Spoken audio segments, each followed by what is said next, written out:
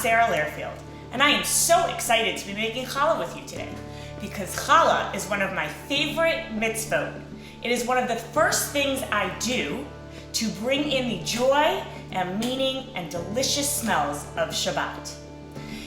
For those of you who have received the Shabbats, you will have all the ingredients already pre-measured in your box for you to be able to use. For those of you who do not, you will need 1 5-pound bag of flour, 1 cup of honey, 2 tablespoons of salt, 4 cups of warm water, 1½ cups of oil, 1/2 cup of sugar, 2 eggs, and 4 packages of rapid rise yeast or 3 tablespoons of yeast.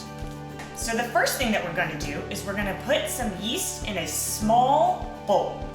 We want to make sure we have 4 packages of yeast or 3 tablespoons. Yeast is very important because it helps the challah dough rise and become very fluffy. So if you have your packages of yeast, you can cut them open and pour them into your bowl. Then what you want to add to the yeast is 1/2 cup of sugar. So you're going to take your 1/2 cup of sugar and you're going to pour it into the bowl with the yeast. You can mix it together if you want, or you can just leave it like that. And finally, the third and most important ingredient that will help the yeast bubble and proof so that it helps the challah dough rise really big and fluffy is you need 4 cups of warm water.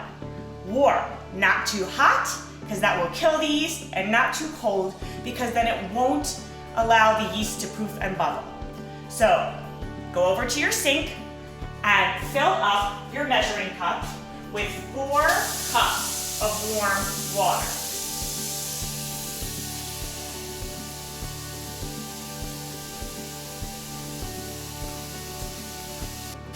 Now you want to pour your 4 cups of warm water into your mixture of yeast and sugar and watch as it begins to bubble. While the yeast is on the side proofing, we're going to start with a very large bowl. Take your 5 pounds of flour, open it up, and pour it into your bowl.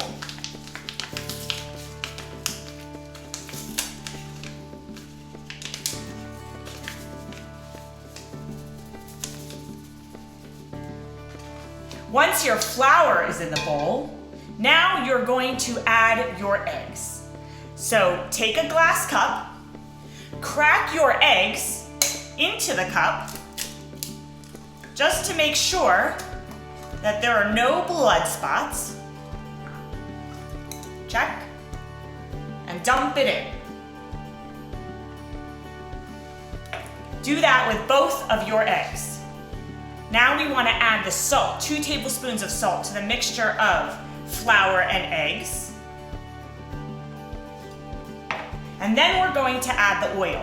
Now for those with the Shabbats, you do actually need to measure out the oil. So you can use your measuring cup that you used for your warm water. It's 1½ cups of oil. Pour it into the measuring cup and pour that into our big bowl with the flour, the eggs, and the salt.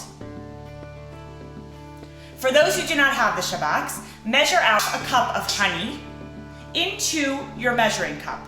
You could use the one you just used with the oil in it, which will make it easier for the honey to pour out into your bowl.